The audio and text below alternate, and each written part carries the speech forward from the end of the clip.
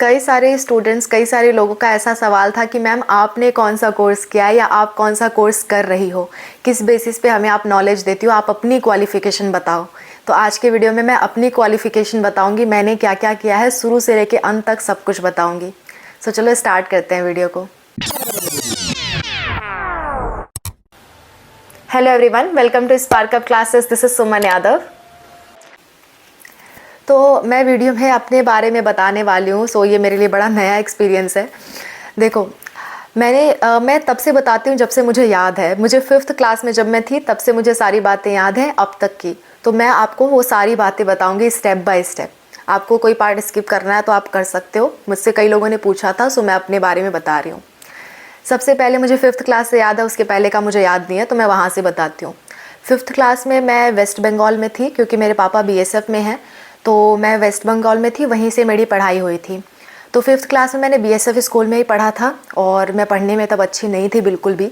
उसके बाद मैंने दोबारा दूसरे स्कूल में एडमिशन लेना चाहा, तो उसमें एंट्रेंस एग्ज़ाम में मैं क्वालिफाई नहीं कर पाई थी, मैं एंट्रेंस एग्ज़ाम में फ़ेल हो गई थी, तो मैंने 5th दोबारा पढ़ी। उसके बाद फिर मैं अपने स्टेट उत्तर प्रदेश में आ गई थी। उत्तर प्रदेश में मैंने फिर अपनी पढ़ाई कंटिन्यू की एंड मैंने 10th तक वहाँ पढ़ाई की। 10th में मैंने फिर टॉप किया था अपना जो डिस्ट्रिक्ट था वो मैंने टॉप किया था बोर्ड एग्ज़ाम में, 10th के बोर्ड एग्ज़ाम में 2015 में। और उसकी मेरे पास फ़ोटोग्राफ थी पर वो घर पे है, सो नहीं तो मैं अटैच करके आपको दिखा देती। 10th 2015 में मैंने टॉप किया था। और उसके बाद आपको पता ही है, जब कोई बच्चा टॉप कर लेता है तो फिर अपने आप को बादशाह समझने लगता है और पढ़ाई वढ़ाई से मन हट जाता है। तो ऐसा कुछ मेरे साथ भी हुआ था। तो 12th में मेरे मार्क्स डाउन चले गए थे। 12th में मेरे सिर्फ 86% थे, आई गेस, हाँ 86% थे। 12th में मेरे मार्क्स काफ़ी डाउन चले गए, क्योंकि मेरे को ऐसा लगता था कि अच्छा अब पढ़ाई वढ़ाई हो गई, मैंने टॉप कर लिया है, तो ऐसे टाइप वाली फीलिंग आ गई थी। ये जाहिर सी बात है, होता है टीनेज में। तो मेरे साथ भी ऐसा ही हुआ था और 12th में मेरे परसेंटेज काफ़ी डाउन हो गए, वहाँ से पढ़ाई मेरी थोड़ी डाउन हो गई थी। उसके बाद मैं कोटा गई थी नीट की प्रिपरेशन के लिए। मैं 2 साल कोटा में थी, दोनों साल तैयारी की, पर नीट मेरा नहीं हुआ। उसके बाद मैंने 1 साल लखनऊ में रह करके सेल्फ स्टडी की तैयारी की। उस साल मेरे मैक्सिमम मार्क्स आए थे 500 प्लस आए थे, एग्जैक्टली याद नहीं है, 500 प्लस मार्क्स मेरे आए थे। पर मुझे कई सारे कोर्सेज़ मिल रहे थे, जैसे उस टाइम BAMS BHMS ये सब कोर्स मिल रहा था। पर उस टाइम BAMS BHMS का इतना ट्रेंड नहीं था जितना आजकल है, तो मैंने वो कोर्स छोड़ दिए थे। आप ये गलती मत करना, मैं अपनी गलतियाँ भी आपको बताते चलूँगी। आप ये गलती मत करना। आपको नीट के थ्रू कोई भी कोर्स मिलता है तो आप उसे ज़रूर सेलेक्ट करो। मुझे बड़ा पछतावा होता है कि मैंने BAMS नहीं किया, नहीं तो आज मैं डॉक्टर होती। सो BAMS मुझे मिल रहा था, पर क्योंकि उस टाइम उसका इतना क्रेज़ नहीं था। अगर आज से 4-5 साल पहले चले जाओगे तो BAMS वगैरह का इतना क्रेज़ नहीं था जितना प्रेजेंट टाइम में है। तब हम लोग सोचते थे अरे करेंगे तो MBBS ही करेंगे वरना नहीं करेंगे, ऐसा टाइप वाली मेंटालिटी थी। तो मैंने वहाँ पे छोड़ दिया और उसी के बाद से मैंने नीट क्विट कर दिया। मैं नीट में फिर नहीं जाना चाहती थी। मैंने 3 साल तक लगभग प्रिपेयर किया था, 3 से 4 साल तक। उसके बाद मैंने नीट को त्याग दिया, क्योंकि मुझे अपना बहुत ज़्यादा टाइम वेस्ट नहीं करना था। उस टाइम थोड़ी तकलीफ़ हुई थी, ऐसा लगता था यार नीट तो जान है, इसके लिए इतना कुछ किया था और फिर भी नहीं सिलेक्शन है, और बड़ा दुख हुआ था। लेकिन फाइनली छोड़ना पड़ा और वो मेरा अच्छा डिसीज़न था। अल्टीमेटली देखा जाए ओवरऑल तो वो अच्छा डिसीज़न था। कैसे, मैं आपको बताऊंगी। तो वहाँ से आने के बाद काफ़ी परेशानियों का सामना करना पड़ा।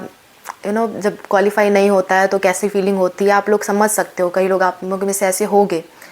तो उसके बाद मैं कोविड पीरियड शुरू हो गया था 2020 में। मैंने नीट का एग्ज़ाम दिया था फाइनल। उसके बाद मैंने एक बार दिया था, पर यूं ही दे दिया था बिना प्रिपरेशन के। मैंने 2020 तक अच्छे से प्रिपरेशन की थी नीट की एंड 500 तक मैंने स्कोर किया था। पर क्योंकि MBBS नहीं मिला तो मैंने बाकी सब छोड़ दिया था। उसके बाद मेरे पेरेंट्स ने मुझे सजेस्ट किया कि तुम B.Ed कर लो, एंड मुझे लगा ठीक है, सजेस्ट कर रहे हैं तो कर लेते हैं। हाँ, एक और बात मैं बताना भूल गई। जब मैं कोटा में थी तो पहले साल तो मैंने ड्रॉप लिया था और दूसरे साल से मेरे पापा ने, मेरे पेरेंट्स ने मेरे BSc में एडमिशन करा दिया था एज ए प्राइवेट स्टूडेंट। तो मैं प्राइवेट कॉलेज से मैंने BSc कर लिया, ठीक है।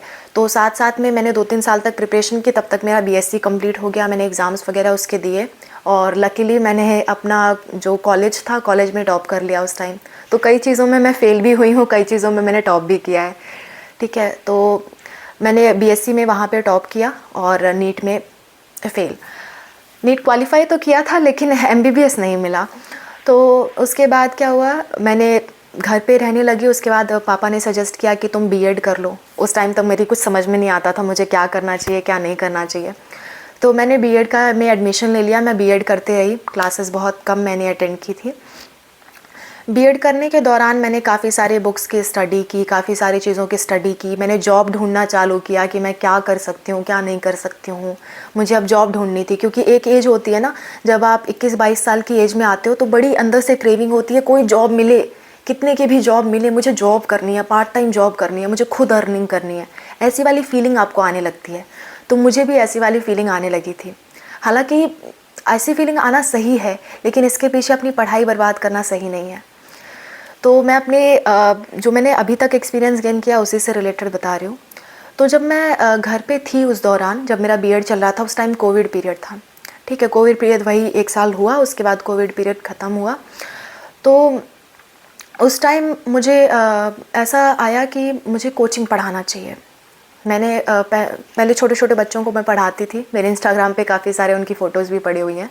तो अपने शौक़ के लिए पढ़ाती थी, वो कोई फ़ीस वगैरह लेके मैं नहीं पढ़ाती थी। मुझे लगता था मुझे पढ़ाना चाहिए, थोड़ा बहुत जो मुझे पता है मैं लोगों को बताऊं। तो मैंने पढ़ाना स्टार्ट किया उन छोटे बच्चों को। फिर मुझे लगा कि मुझे थोड़ा सा अर्निंग भी करनी है, तो मैं बड़े बच्चों को पढ़ाऊं, क्लास 11-12 के बच्चों को पढ़ाऊं, क्योंकि मुझे नीट की काफ़ी नॉलेज थी, मुझे पढ़ाई की काफ़ी नॉलेज थी। सिलेक्शन ना होने का ये मतलब नहीं होता है कि आपको उसका नॉलेज नहीं है। कई सारे ऐसे बच्चे होते हैं जिनको नीट की बहुत अच्छी नॉलेज होती है और वो बहुत ज़्यादा डिज़र्व भी करते हैं, लेकिन फिर भी किसी वजह से उनका सिलेक्शन नहीं हो पाता। ऐसे बहुत सारे लोग हैं। मेरे कांटेक्ट में शिल्पी मैम हैं। शिल्पी मैम ने नीट की इतनी अच्छे से तैयार की, मुझसे ज़्यादा उनको नॉलेज है बायो, फिजिक्स, केमिस्ट्री ये सब के बारे में। मतलब मेरे कांटेक्ट में ऐसे बहुत से लोग हैं जिनको बहुत नॉलेज है, बहुत अच्छा वो डिज़र्व करते थे नीट बनना, डॉक्टर बनना, लेकिन फिर भी नहीं कर पाए। सो ऐसा हो जाता है। ज़रूरी नहीं कि आप एक एग्ज़ाम क्वालिफाई करो तभी आपको उसकी नॉलेज है, ऐसा मेरा मानना है। आपकी अपनी अपनी राय हो सकती है। तो बात ये था, मेरे अंदर नॉलेज बहुत ज़्यादा थी बायोलॉजी से रिलेटेड स्पेशली। ठीक है, बायोलॉजी एंड केमिस्ट्री मुझे बहुत अच्छी नॉलेज है उसकी। फ़िज़िक्स की भी है, पर फिज़िक्स में कुछ पार्ट ऐसे हैं जो मुझे नहीं आते।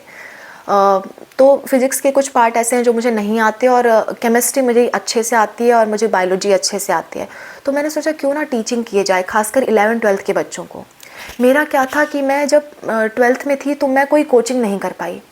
मेरा 11-12 में मैंने कोई कोचिंग नहीं की, जिसकी वजह से मुझे लगता है मैंने काफ़ी बैक किया अपनी लाइफ को। उस टाइम यूट्यूब वगैरह भी नहीं होता था, हमारे पास ये स्मार्टफ़ोन नहीं होते थे। स्मार्टफ़ोन तो मुझे कोटा में जाने के काफ़ी बाद में मिला था, और मुझे कोई फ़ोन ही नहीं मिला था, कोटा जाने के बाद ही मुझे फ़ोन वगैरह मिले थे। तो उस टाइम स्मार्टफ़ोन भी नहीं होते थे कि हम यूट्यूब की वीडियोज़ देखें, पढ़ लें वहाँ से, और टीचर्स वगैरह भी स्कूल में उतना अच्छा नहीं पढ़ाते थे कि कंपटीशन लेवल की तैयारी हो सके। और अचानक से जब कोटा गए इतना भार पड़ा कि कुछ समझ में ही नहीं आया। तो इस तरह की चीज़ें हुई, तो मुझे लगा कि अभी से बच्चों को अवेयर करना चाहिए, अभी से उन्हें बताना चाहिए, अभी से उन्हें सिखाना चाहिए, उसी लेवल की प्रिपरेशन करानी चाहिए जो मैंने वहाँ पे जाके सीखी है, ताकि इन बच्चों के साथ ऐसा ना हो। क्योंकि मैं एक बहुत रूरल एरिया से बिलोंग करती हूँ, और वहाँ के बच्चे मुझे लगता है बिल्कुल अनजान हैं इन सब चीज़ों से। सुना तो है उन्होंने, पर उन्होंने इस चीज़ को महसूस नहीं किया है, और मैं उन्हें महसूस करवाना चाहती थी। तो मैंने अपने फ्रेंड से बात की कि मुझे कोचिंग पढ़ाना है, तो मुझे सजेस्ट करो, क्योंकि उसके फ्रेंड उस टाइम 12th में पढ़ती थी, तो मैं चाहती थी उसके थ्रू मेरे पास बच्चे आ जाए ताकि मैं उनको पढ़ाना स्टार्ट करूं। पर उसने बताया कि उसकी बहन ने 12th पास आउट कर लिया है। अब मेरे लिए प्रॉब्लम। अब फिर मैंने कहा कोई तो रास्ता बताओ, किसी तरह मुझे बताओ, तुम ही एक मेरी फ्रेंड हो और तो कोई है नहीं। तो उसने बोला कि अनूप सर है, वो पढ़ाते हैं और उनको बायोलॉजी टीचर की ज़रूरत है। तो मुझे लगा, मेरा मन किया अच्छा 2 नंबर, अगर बायोलॉजी टीचर की ज़रूरत है और वो यहाँ पढ़ा रहे हैं तो मैं उनके साथ मिल के पढ़ाऊँ। अगर मुझे अच्छा लगता है उनके साथ पढ़ाना तो मैं बिल्कुल मिल के उनके साथ पढ़ाऊँ। तो उसने मुझे नंबर दिया अनूप सर का, एंड फाइनली मैंने बात की। एंड बहुत अच्छी बात थी कि उन्होंने मतलब मुझे तुरंत एक्सेप्ट कर लिया कि ठीक है आप आके पढ़ाओ। मेरा कोई बैकग्राउंड नहीं था टीचिंग का, मुझे पढ़ाना बिल्कुल नहीं आता था, मैंने उन्हीं से सीखा है। मैंने उनको काफ़ी चीज़ें मैंने उनसे कॉपी की कि कैसे पढ़ाते हैं, कैसे बच्चों को समझाते हैं, क्योंकि मुझे पढ़ाना नहीं आता था। नॉलेज थी, नॉलेज बहुत लोगों की होती है, लेकिन पढ़ाना नहीं आता, बातों को समझाना नहीं आता। ये तरीका मैंने उन्हीं से सीखा। तो जब मैं अनूप सर से मिली तो उसी के कुछ ही दिन बाद, मैं 17 जनवरी को लगभग अनूप सर से मिली थी, इन 2021 आई गेस, हाँ 2022, ठीक है 2022 में मैं अनूप सर से मिली थी जनवरी में। उसके बाद उसी के महीना भर भी नहीं हुआ था, 4 फरवरी को मेरी बायजूस में जॉब लग गई। सर ने बहुत सपोर्ट किया था उसमें, और मेरी बायजूस में मैंने इंटरव्यू दिया और उसमें मेरी जॉब लग गई। आप मेरे बायजूस का आईडी कार्ड दे सकते हो, ये मेरा बायजूस का आईडी कार्ड है, ठीक है। ये आईडी कार्ड है मेरे बायजूस का, और इसका मैं फ़ोटो अभी अटैच कर दूँगी। फ्रंट कैमरा से रिकॉर्ड हो रहा है तो उल्टा आ रहा है, ठीक है। तो ये बायजूस का मेरा आईडी कार्ड है। तो मैं वहाँ सीनियर एकेडमिक स्पेशलिस्ट की तरह काम करती हूँ। मैंने साथ साथ दोनों काम शुरू किया। ऑफ़लाइन कोचिंग भी सर के साथ पढ़ाना शुरू किया। हमने काफ़ी जगह पे ऑफ़लाइन कोचिंग पढ़ाई बच्चों को, लगभग 2 साल तक ऑफ़लाइन कोचिंग पढ़ाया। उसके बाद लगभग 2 साल तक बायजूस में भी काम किया, 2-1.5 साल तक बायजूस में भी काम किया और बच्चों को भी 1.5 साल तक पढ़ाया। और हाँ, एक चीज़ और, सर से मिलने से पहले, उसके कुछ टाइम पहले, 1 आध महीने पहले से मैंने एक यूट्यूब चैनल चालू किया था, स्टडी स्मार्ट विद सुमन, ऐसे करके मैंने एक यूट्यूब चैनल चालू किया था। मुझे ऐसा मन हुआ था कि यूट्यूब पे पढ़ाना चाहिए जब बच्चे नहीं मिल रहे थे तो यूट्यूब पे पढ़ाना चालू किया। हालांकि वो सक्सेसफुल नहीं हुआ, वो चैनल अभी भी पड़ा हुआ है, लेकिन उसमें कुछ 100-200 सब्सक्राइबर होंगे, इससे ज़्यादा नहीं होंगे। तो वो चैनल मैंने वहीं पे छोड़ दिया। जब मैंने अनूप सर को ज्वाइन किया तो वो चैनल मैंने वहीं पे छोड़ दिया, क्योंकि उससे कोई आउटपुट नहीं आ रहा था और मुझे उसकी काफ़ी नॉलेज भी नहीं थी। मुझे लगा यूट्यूब पे कौन ही ग्रो करता है, ठीक है, यूट्यूब पे ग्रो करने वाले होते होंगे कहीं, हम तो नहीं हैं, ऐसा टाइप वाली फीलिंग आई थी मुझे। तो फिर मैंने जब अनूप सर को ज्वाइन किया तो बात करते करते पता चला उनकी बड़ी इच्छा है यूट्यूब पे आने की, वो भी यूट्यूब चैनल ओपन करना चाहते हैं और वो काफ़ी सालों से पढ़ा रहे हैं। और उन्होंने कॉन्फिडेंस दिया कि मतलब मैं सब्सक्राइबर्स ला सकता हूँ, मेरे पास स्टूडेंट्स ज़्यादा हैं, आप पढ़ाओ, आप अच्छा पढ़ाते हो। और हम दोनों ने सोचा कि चलो ठीक है, चैनल ओपन करते हैं। तो इसी दौरान हमने क्या किया, जब अनूप सर से मैं मिली, बायजूस में मेरी जॉब लग गई, तो उसके 2-3 महीने बाद ही हमने यूट्यूब चैनल स्टार्ट कर दिया। तब मैं यूट्यूब पे नहीं आई थी, सिर्फ सर बनाते थे यूट्यूब पे वीडियोस, मैं शूट करती थी उनके वीडियोस, क्योंकि मुझे कॉन्फिडेंस नहीं था कि मैं कैमरे के सामने बोल सकती हूँ या इस तरह से समझा सकती हूँ लोगों को। तो मैंने क्या किया, मैंने शूट करना चालू किया, शूट करना, एडिट करना, उस यूट्यूब के बारे में सीखना ज़्यादा से ज़्यादा। हमने नया चैनल बनाया ये, फिर उसके बाद सर के स्टूडेंट्स काफ़ी थे, सर के पहचान वाले काफ़ी थे और उनको चाहने वाले काफ़ी थे, क्योंकि उनके स्टूडेंट्स बहुत ज़्यादा मानते हैं उन्हें। तो इस वजह से सब्सक्राइबर हमारे शुरुआत में गेन हो गए और मुझे बड़ा कॉन्फिडेंस आया, वाह इतने सब्सक्राइबर हो सकते हैं। शुरुआत में पहले दूसरे दिन ही हमारे 1000 सब्सक्राइबर हो गए, तो बड़ी कॉन्फिडेंस आया मुझे कि वाह ऐसा भी हो सकता है क्या। मैं तो इतने महीने से चैनल बनाई थी, उसमें 100-200 सब्सक्राइबर भी नहीं आए। तो ये अनूप सर की देन है जो आप इस चैनल को यहाँ तक देख रहे हो। उसके बाद काफ़ी महीने तक सर वीडियो बनाते गए। फिर एक समय ऐसा आया कि मुझे लगा कि हमें किसी एग्ज़ाम के बारे में भी बताना चाहिए, एग्ज़ाम की अपडेट्स देनी चाहिए, क्योंकि बच्चों को एग्ज़ाम के बारे में नहीं पता होता है। यहाँ के बच्चों को ये नहीं पता कि आगे क्या करना है। कई बच्चे पढ़ने में बहुत अच्छे हैं, फिर भी उन्हें नहीं पता आगे क्या करना चाहिए।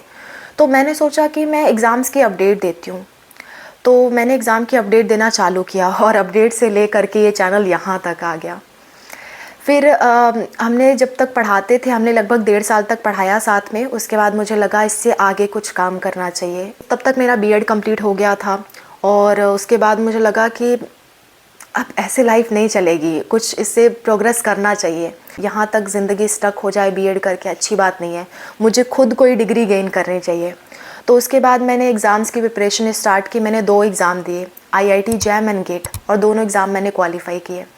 आईआईटी जैम का आप क्वालिफ़िकेशन सर्टिफिकेट देख सकते हो। मैं कुछ चीज़ें छुपा रही हूँ ताकि वो पर्सनल रहे। तो ये मेरा आईआईटी जैम का स्कोर कार्ड है, मैंने आईआईटी जैम भी क्वालिफ़ाई किया है। और दूसरा मेरा गेट का स्कोर कार्ड है, मैंने गेट भी क्वालिफ़ाई किया। हालांकि गेट में अच्छे नंबर है।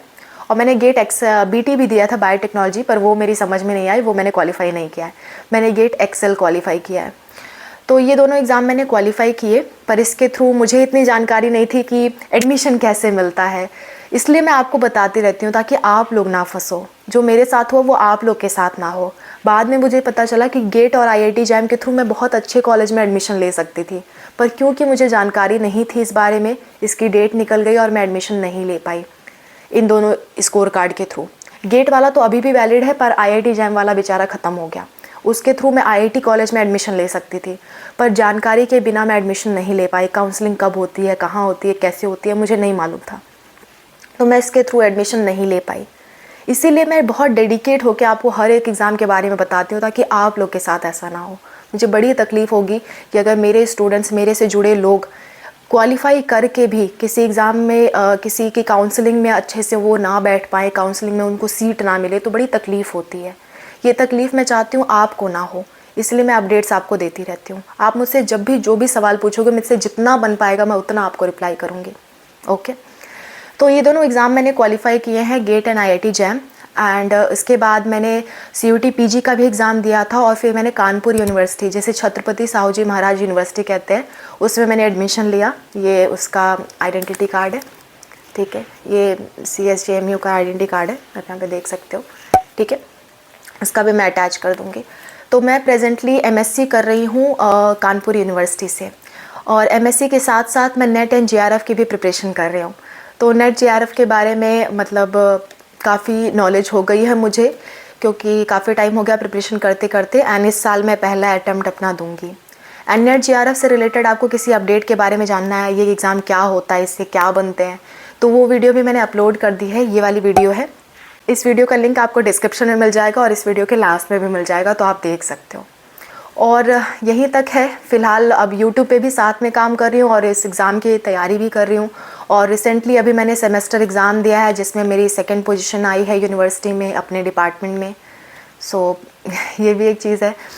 तो इतनी सारी चीज़ें हैं, मैंने 5th क्लास से लेकर के अभी तक बता दिया, मैंने जो जितना जितना किया है सब कुछ बता दिया। हो सकता है कुछ चीज़ें छूटी हो, लेकिन मैक्सिमम मैंने बता दिया, सब कुछ, लगभग सब कुछ बता दिया।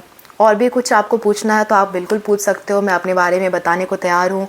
और आपके एग्ज़ाम से रिलेटेड कोई डाउट आते हैं, कहीं फंसते हो आप कैरियर से रिलेटेड, तो मैं हमेशा पर्सनल, मेरा खुद का मन होता है कि मैं एग्ज़ाम से रिलेटेड आपको बताऊं, ताकि आपके साथ कभी बुरा ना हो, आपके साथ कभी ऐसा ना हो कि आपने ये किया होता तो अच्छा था। गिल्ट आपके लाइफ में नहीं रहना चाहिए। मैं आपकी काबिलियत के अनुसार मैं आपको बताऊंगी आपको क्या करना चाहिए। जो भी आपकी काबिलियत है आपके अंदर, मुझे बताओ कि मैम मेरा ये है, मैं ये जानता हूँ, ये चीज़ें मैंने की है, मुझे बताओ मुझे क्या करना चाहिए। तो मैं आपको सजेस्ट करूँगी, बेस्ट से बेस्ट सजेशन दूँगी। मैंने बहुत रिसर्च किया बच्चों इन एग्ज़ाम्स के ऊपर, क्योंकि जब मेरा नहीं हुआ ना, तो मैंने तभी डिसाइड कर लिया था कि मैं ऐसा नहीं होने दूंगी किसी के साथ। तो मैंने इसमें बहुत काम करना शुरू किया है। हर एक एग्ज़ाम से रिलेटेड मेरे पास जानकारी होती है, कैसे काउंसलिंग होगी, कैसे फॉर्म भरे जाएंगे, कब फॉर्म निकलेंगे, किसका क्या महत्व है, किसको क्या देना चाहिए, इस चीज़ से रिलेटेड मेरे पास काफ़ी जानकारी, आप इसका फ़ायदा उठा सकते हो। और मेरा एक पर्सनल कनेक्शन भी है आप लोगों से, ताकि किसी का फ्यूचर बर्बाद ना हो, कैरियर गाइडेंस सबको अच्छी मिले, इससे रिलेटेड मेरा पर्सनल कनेक्शन रहता है। तो आप मुझसे कमेंट्स में पूछो, मैं आपको हमेशा रिप्लाई करूँगी। Wish you all the best for everything. मेरी आदत पड़ गई है ये बोलने के लिए। So wish you all the best for your career, ठीक है। एंड या आप ये चैनल देख रहे हो तो आपको हेल्प काफ़ी मिलेगी। सो ये थे मेरे बारे में कुछ बातें। मिलते हैं नेक्स्ट वीडियो में। बाय।